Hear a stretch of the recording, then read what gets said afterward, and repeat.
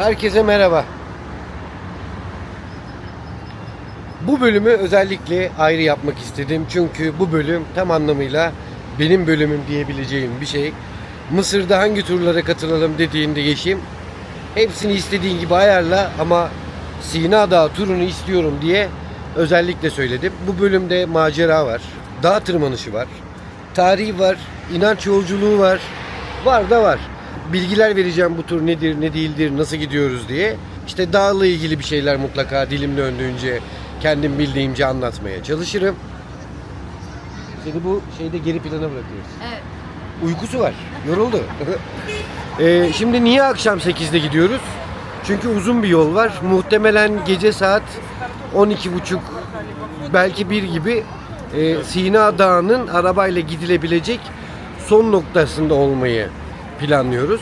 Ayarladığımız tur şirketinin arabası 8 çeyrek gibi gelip bizi alacağını söyledi. Dediğim gibi uzun bir yol arabayla, işte yolda rutin polis kontrollerinden bahsettiler. İşte endişe etmeli miyiz, etmemeli miyiz bilmiyorum, soru işareti.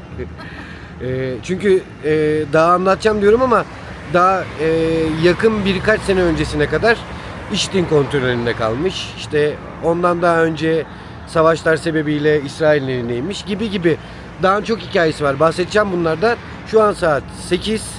Minibüsü bekliyoruz. Minibüs geldikten sonra videomuz devam edecek. Tur Sina Dağı'na gidiyoruz.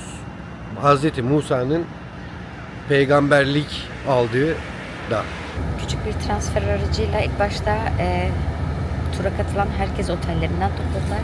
Şimdi gayet büyük uzun yol otobüsü gibi bir otobüse geçtik. Şöyle kimseyi de rahatsız etmeden çekmek istiyorum ama asıl yolculuğumuz şimdi başlıyor diyebilirim. Okay, very good. Today we got the mountain horses. This is already your trip today. It is very easy. It's not hard for all you. Okay. We have today the small trip. We go today from Sharm el-Sheikh to Mountain Moses, or we say Santa Catherine City. Mola. 20 dakikalık mola verdik.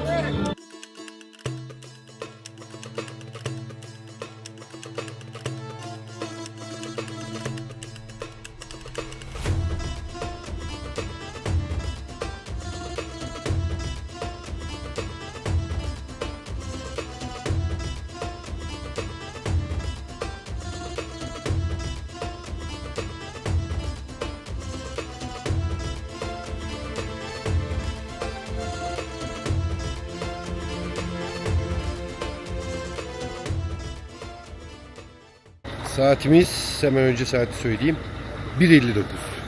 Yani saatimiz neredeyse 2 oldu. Yol düşündüğümüzden, beklediğimizden fazla uzun sürdü. Sadece bir yerde 20 dakikalık bir mola verdik. Onda da hemen toparladılar bizi. Uzun sürmesinin sebebi daha da girişinde ve çıkışında polis kontrolü var. İsmini hatırlayamadığım bir yer daha geçtik. Orada da yine ayrıyetten polis kontrolü var. Yine girişinde ve çıkışında. Dağın yamacında bir yerde yine bir polis kontrolü var. Yani bu kontrollerden geçerek geliniyor. Tabi her yerde durup herkesi indirip tek tek üst araması veya otobüs araması gibi bir şey yapmıyorlar. Rehberimiz iniyor. Tam olarak Şener Şen'in sizi Almanya'ya götüreceğim filmindeki gibi öyle bir konuşuyor. Bir diyaloglar gelişiyor. Devam ediyoruz. Bir tek en son noktada içerideki Arap sayısını sordular. Onları çağırdılar. Niye olduğunu bilmiyoruz. Öyle buraya geldik. Burada galeri var dediler. Gezebilirsiniz dediler ama içeride fotoğraf ve video çekmek yasak. Bizim grubumuzun ismi Flamingo. Şimdi Flamingo diye bağırdılar. Takip ediyoruz. Herkes gene ikili sıralar halinde. Burası galeri.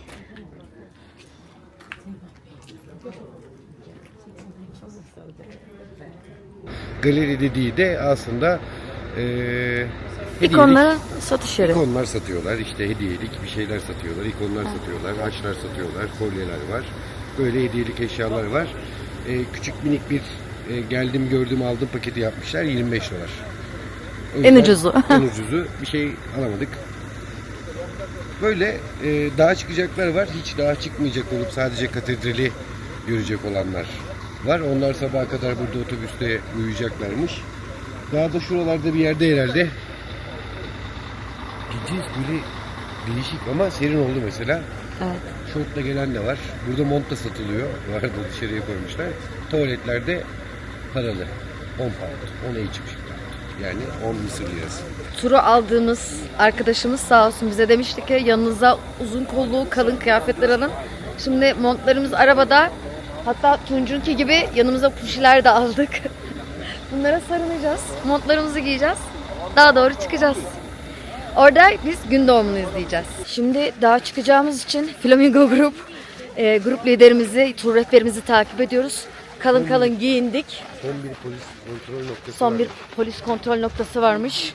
Puşilerimiz, ceketlerimiz giyildi. Tuğç bak bakalım. Evet. Tam bir bedevisin. Hakikaten ya. Evet, ben ekstra yanıma mont da aldım. Şimdi dağa çıkacağız artık. Heyecanlı, güzel, yorucu yürüyüş başlıyor. Polis kontrolüne geldik. Yolun ilk bir kısmı böyle aydınlatılmış. Fakat bize otobüsteyken fener verdiler. Fenerimi göstereyim. Muhtemelen bir yerden sonra tamamen karanlıkta kalacağız. Fenerlerle yolumuzu görmeye çalışacağız. Yanımıza bol bol su aldık. Koca yürekli adam Tunç sularımızı taşıyor. Çıkınımızı taşıyor. Sina Dağı. We arrive now. We go from this way. We have the mountain Saint Catherine, mountain Moses from this way. After 1 kilometer from here, we found the monastery Saint Catherine.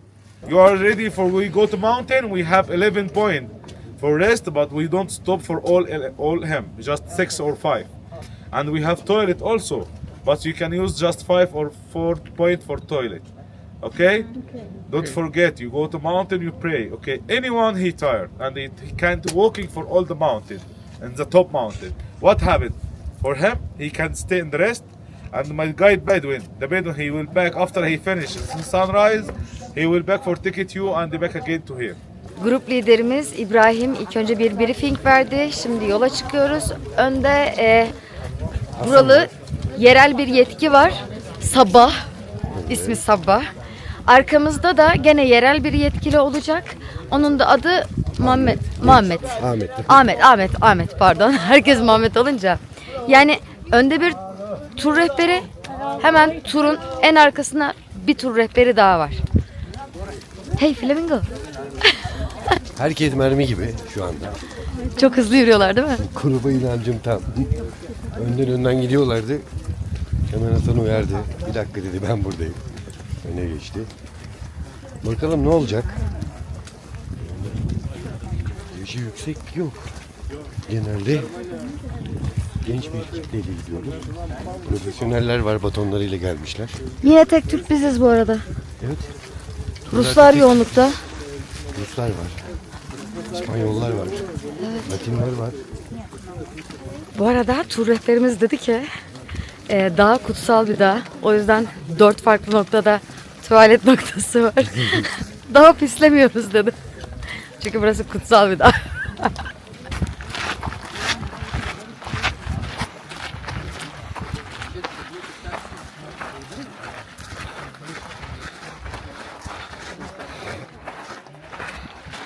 Desert taksi. Çöl taksileri burada. Tarife belli. Kaçta başlıyorlar bilmiyorum ama sonuç 10 dolara düşüyormuş. Şöyle yürüyüşe kısmen karanlık da olsa eşlik etmek isterseniz neredeyse aşağı yukarı böyle tek sıra halinde ya da yan yana ikişerli şöyle gidiyoruz. Yukarıda başka giden gruplar da var. Bizden önce yola çıkan. Yıldızlar inanılmaz güzel gözüküyor. Yıldız kaydı. Evet. Gördüm. Ama kameraya yansıyor. İşte o kadar güzel. Şöyle biraz da arkadan gelenleri göstereyim.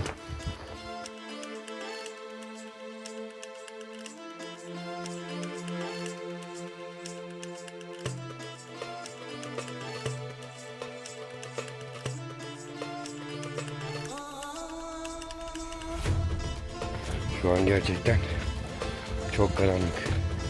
Ama grubun ön saflarında yerimizi aldık. Grup yavaş yavaş dökülüyor.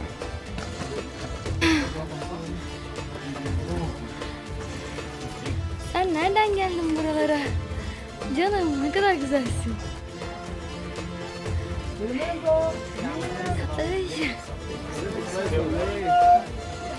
Burada kahve içebileceğiniz, soğuk bir şeyler alabileceğiniz sandviç, çikolata falan bir şeyler satan bir yer. Aleykümselam. İkinci mola noktasındayız. Bir hayli çıktık. Partimiz de çıktı. Nasıl hissediyorsun? Güzel. Ter içinde kalmışsın. Evet. Ben çıkış yapıyorum. Çıkarsam üşüyorum. Aynen öyle canım. Her güzelliğin bir zorluğu mutlaka olacak. Daha fazla konuşamıyorum. Bay bay. Zor oldu ama 3. noktamıza ulaştık. Belki $1. Şimdi kahve alacağız ama küçük paramız var mı diye bakıyoruz. $1 var.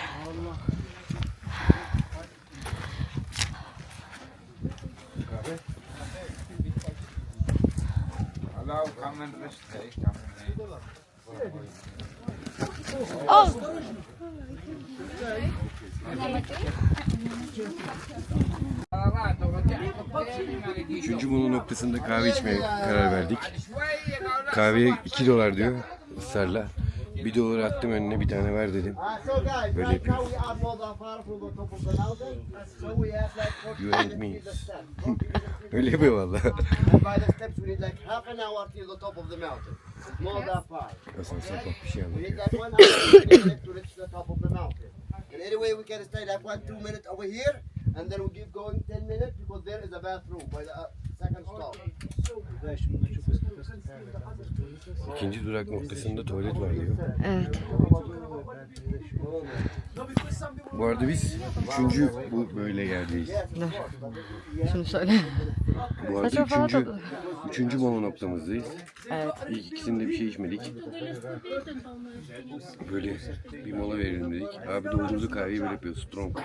Kazan var. Evet.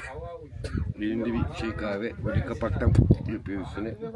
Su koyuyor. Dönüyor böyle yapıyor. Milk. Sugar. Sugar. Ne garip. Bu arada ara durak noktalarında şöyle uyarılarda bulunuyorlar. Yürüyemeyenler, daha fazla çıkmak istemeyenler mesela geldik buraya. Burada kalabilirsiniz. Hani burada bekleyebilirsiniz. Sıkıntı yok. Dönüşte sizi alırız diyorlar. Ah, kahve güzel geldi.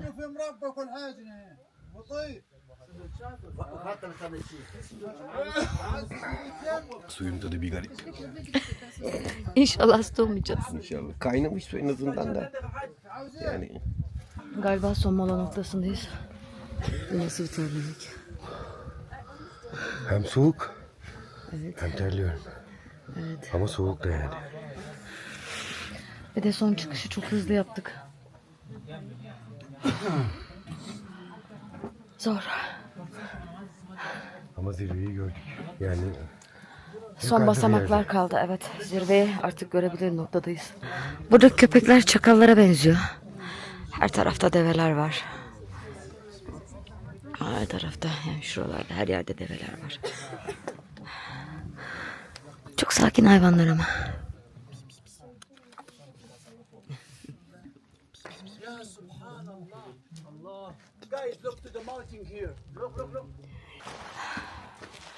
Merdivenlerin olduğu yerdeyiz.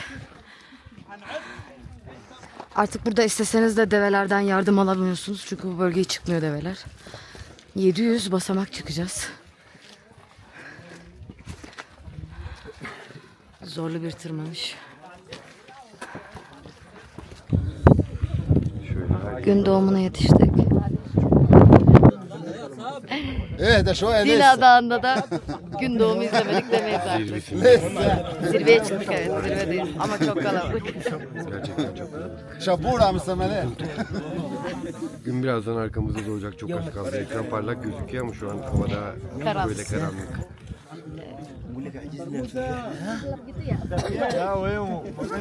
Hatta hava şu anda işte, bak şöyle gibi. Gerçekten muhteşem bir deneyim oldu ya. Mısır'da Sina Dağı'na çıkıp gün doğumu izledik. Bence eğer Mısır programınız varsa ekleyebileceğiniz bir tur olabilir. Çok yorucu. Ama şöyle düşünebilirsiniz. Kendi kişisel fikrimi söyleyeceğim. Bir, bu daha çok yakıştık. İkincisi, yürürken şunu söyledim Tunca. Diyelim ki başka bir ülkeden geldiniz. Türkiye'desiniz. Bizdeki Nemrut'u ya da Ağrı Dağı'na tırmanmak gibi. Yani bunu bir inanç turu olarak da yapabilirsiniz. Sportif bir faaliyet olarak da görebilirsiniz. Sadece popüler, yöresel bir deneyim yaşamak için de gelebilirsiniz. Sence? Bence de. Evet. Katılıyorum. Bizim için ve buradakiler için gerçekten muhteşem bir tecrübeydi. Zirveye ulaşamayanlar var ama eminim onlar için bile gerçekten çok farklı bir deneyim ve tecrübe oldu. Turi Sina Dağı, Cebeli Musa Dağı, Nefret Dağı, birçok ismi var. Çünkü Sina'dan geldiği için kimileri etimolojik olarak işte diyorlar ki nefretten geliyor. Kimileri ise Babil'in ay tanrısından, Sin'den geldiğini söylüyor buranın isminin. Yani bir sürü farklı ismi var ama burası özellikle inanç turizmi için çok önemli. Çünkü 3 din de buranın yani Hazreti Musa'yı kabul ettiği için buranın varlığını da kabul ediyor. Buranın varlığı da bir tartışma. Çok da uzatmak istemiyorum aslında ama küçük bilgiler vermek istiyorum. İşte buranın doğru yer olmadığını, doğru yerin işte Suudi Arabistan'da olduğunu da söyleyenler var. Don't worry, keep going please. Don't worry, keep going. Doğru yerin Suudi Arabistan olduğunu da söyleyen var. İşte orayı sadece Katerina seçti. Aslında orası değil. Oraya bir işte kilise, şapel, manastır yaptılar, orası da dediler. Böyle bir sürü asparagas şeyler var. Önemli olan insanların burada gerçekten ne istediği, yani buradan ne istediği, ne beklediği, burada ne yaşadığı. Çok güzeldi. Yukarıda küçük bir mescit var. Birazdan oraya da gireriz. Bir küçük kilise, şapeli var. Buranın altında Hz. Musa'nın inzivaya çekildiği küçük bir mihrap olan yer de var. Yani çok farklı bir yer. Bu kadar kalabalık olacağını düşünmüyordum mesela. Yani çok fazla insan vardı ve herkes mutluydu. Bunca yorgunluğa rağmen. Hani düşünün, biz dün sabah işte bu saatlerde uyandık diyelim. Yani tam 24 saat olmuş ve biz bir dağ zirvesine çıktık. Kalabalık geçenlere yol veriyoruz arada. İşte inanç kısmından birazcık daha bahsetmek gerekirse 2 kere geldiği düşünülüyor bu bölgeye. Hatta son 10 emiri aldığı dağın burası olduğu düşünülüyor. İlk bu bölgeyi, yani Hz. Musa işte bir kötü olaya karıştıktan sonra o firavunların yanından kaçtıktan sonra buraya yakın başka bir bölgeye gidiyor. Sonra bu tarafa doğru geliyor. Buraya doğru geldiğinde çok uzatmak istemiyorum, yine kısa söyleyeceğim. Musa ayakkabılarını çıkar dediği yer aslında burası. Ve ikinci geldiğinde özellikle bir sürü mucizenin gerçekleştiği, insanların mucizelere tanık olduğu yer burası. Başka neler söyleyeyim? Tecelli Dağı. Hemen arkamızda bir yerde görebiliyor muyuz Tecelli Dağı'nı? Bu tarafta mı? Bakıyorum. Muhtemelen şu olabilir. Çünkü bundan başka en yüksek orası var. Yok, Tecelli Dağı.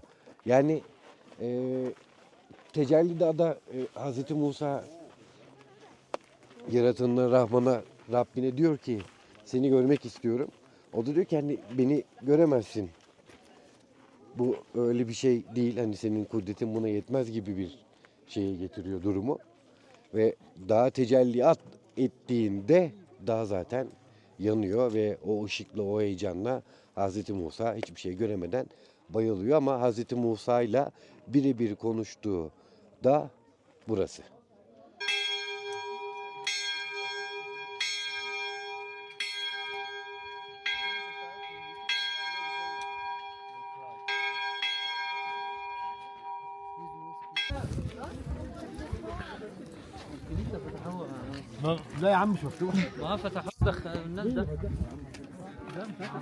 Evet, gerçekten inanılmaz kalabalık. Şimdi camiye doğru gitmeye çalışacağım.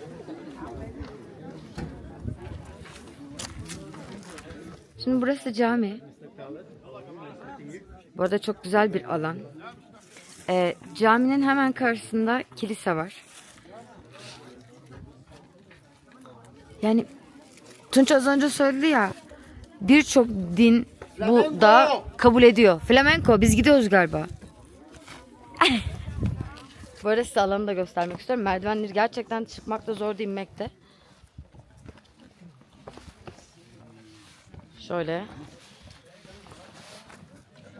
Merdivenler dediğimiz yerde aslında bunlar merdiven işte. Bunu merdiven kabul ediyoruz.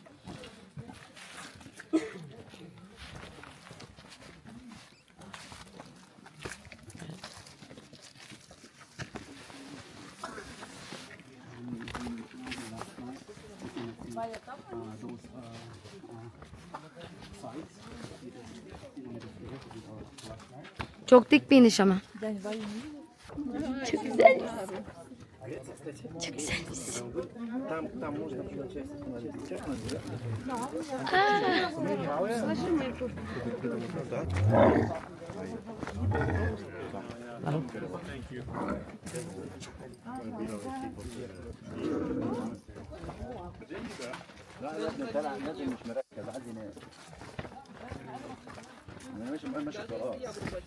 Saat 9'u 5 geçiyor. Aşağıya indik. Şimdi Aziz Catherine Kilisesi'ni, manastırını gezeceğiz.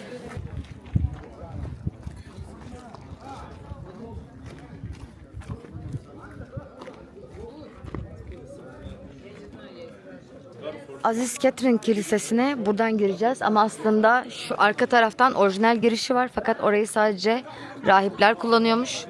Turistler bu kapıdan geçiş yapıyor.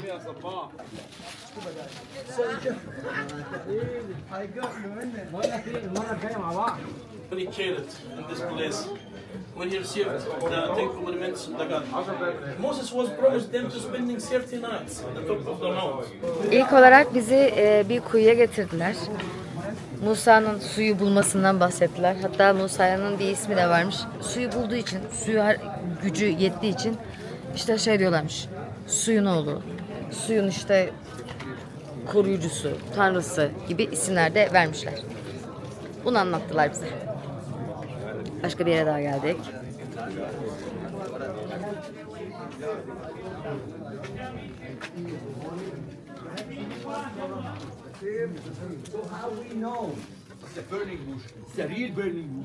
Bu duvara elimizi sürüp kalbimizden geçeni söyleyecekmişiz. Şöyle bu arada aralara her yerde gerçi. Böyle aralara mesaj sıkıştıranlar da var. Son olarak da kilisenin içerisinde gezdik ve turumuz bitti. Evet. Genel olarak nasıl buldun bugünü? Nasıldı sence? Aslında çok şey anlatmak istiyordum ama Evet. kendimi toparlayamadım ki anlatacaklarımı toparlayayım. Çok yoruldum. Çok yorulduk. Hani çok enerjik başladım. Ama o hani uzun saatin uykusuzluğun verdiği şey de yordu yani. Ama değdi mi? Değdi. Bu hayatta zaten sürekli yapılabilecek bir şey değil yani. Evet. Çok güzeldi.